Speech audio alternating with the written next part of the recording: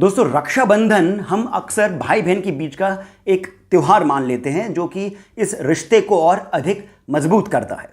ये बहुत अच्छी बात है कि भाई बहन के रिश्ते को और सुदृढ़ करने के लिए हमारे शास्त्रों में, हमारे ट्रेडिशन में ये एक परंपरा भी है। पर रक्षाबंधन इससे कहीं और गहरा, कहीं और बड़ा है।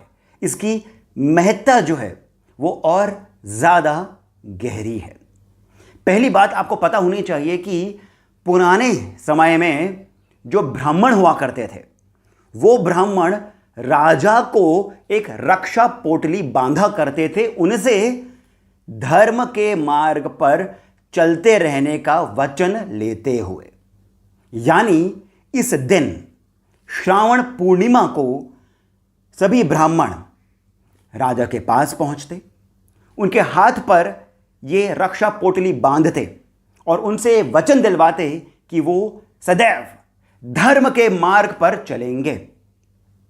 और धर्म के मार्ग पर चलने के कारण राजा का और उनके राज्य का, उनके राज्य की प्रजा का भगवान, देवता सदैव रक्षार्थ उपस्थित रहेंगे।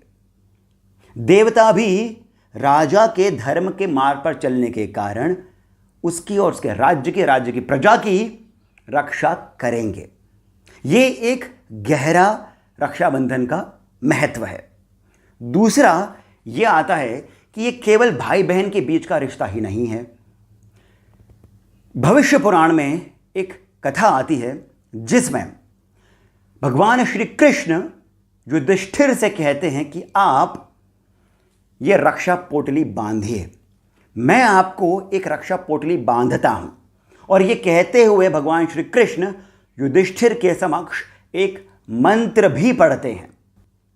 मंत्र में यह आता है कि जिस प्रकार राजा बलि को यह रक्षा पोटली बांधकर धर्म के मार्ग पर चलने के लिए उद्धृत किया गया, उसी प्रकार आप भी धर्म के मार्ग पर चलें जिसके कारण आपकी रक्षा होगी।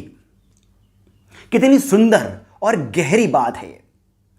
दोस्तों, इस दिन यानी श्रावण पूर्णिमा के दिन हयग्रीव जयंती भी होती है, गायत्री जयंती भी होती है।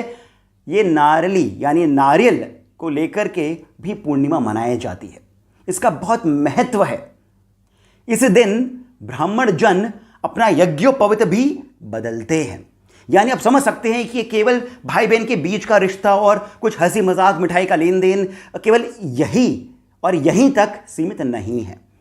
ये देश, राज्य, राजा, प्रजा, इन सभी को जोड़ने वाला एक बहुत महान, बहुत बड़ा त्योहार है। यह अलग बात है कि आज के समय में इसकी महत्ता थोड़ी कम हो गई है। इन सब बातों को लेकर के, भाई बहन को लेकर के, तो रिश्तों को लेकर के एड्स भी आते हैं, मूवीज बनती हैं, वो सब अलग अलग बातें हो गई हैं। पर वो ज़्यादा पॉपुलर कल्चर की बात हो गई है। जो विधिपूर्वक, शास्त्रपूर्वक और न्याय संगत बात है वो यही है कि रक्षा पोटली राजा के लिए भी होती है, प्रजा के लिए भी होती है, केवल भाई और बहन के लिए नहीं होती है। अब जो मैंने आपको कथा बताई थी छोटी सी, जिसके अंदर श्री कृष्ण युधिष्ठिर से कह रहे होते हैं और वो मंत्र में ये कहते हैं कि जिस प्रकार राजा बलि ने ये रक्षा पोटली बांधी थी। अब इसकी क्या कथा है? इसकी छोटी सी कथा ये है और इसका एक रेफरेंस हमारी ही एक वीडियो में आता है जब हमने देवशयनी एकादशी की कथा करी थी। इसमें हमने आपको बताया था कि क्यों 4 महीने भगवान विष्णु पाताल में रहते हैं। हुआ यूं था कि वामन देवता बनकर भगवान विष्णु महाबली के पास पहुंचे थे। ये कथा सभी को पता है। वामन देवता ने महाबली से 3 पग धरती मांगी थी और 2 पग में ही उन्होंने स्वर्ग और आकाश और धरती को नाप लिया। अब तीसरा पग कहां रखते?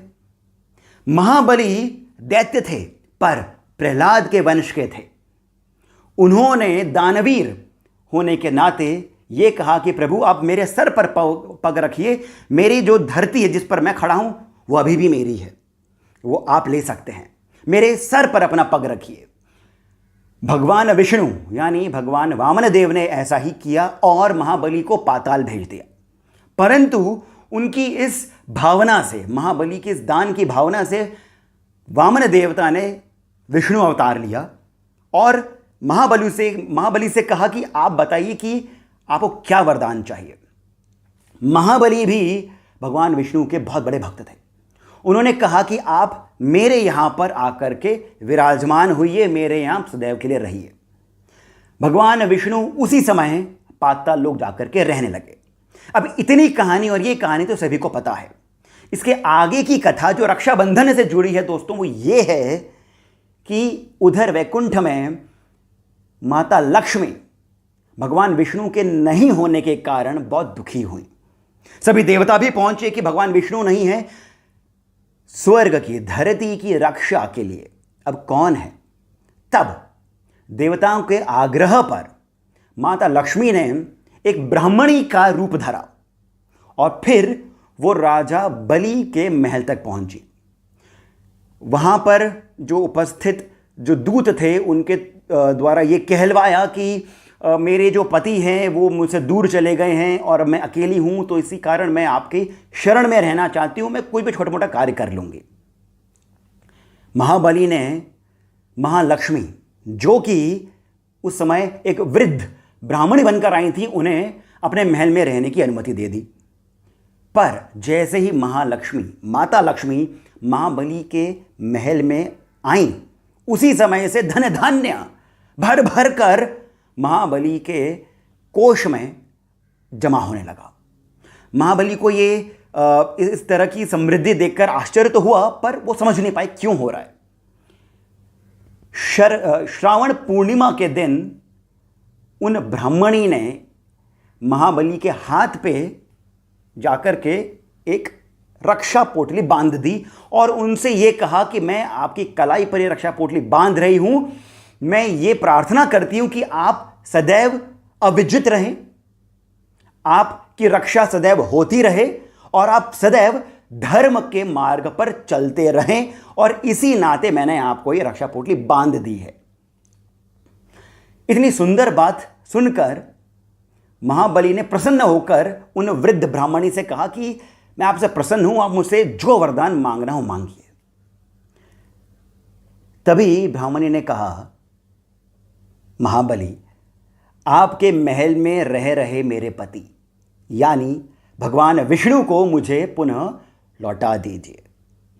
महाबली समझ गए कि ये ब्राह्मणी कोई और नहीं, देवी लक्ष्मी है, और तुरंत ही उनकी इस विनती को उन्होंने स्वीकार कर लिया। यहीं से उस मंत्र का जो कथा सार है वो भी आता है। दोस्तों, ऐसी भी कथा है कि इंद्राणी ने, शची ने यानी इंद्र की पत्नी ने भी इंद्र देव की रक्षार्थ अपने गुरु बृहस्पति के द्वारा अभिमंत्रित एक रक्षा पोटली इंद्रदेव को भी बांधी थी।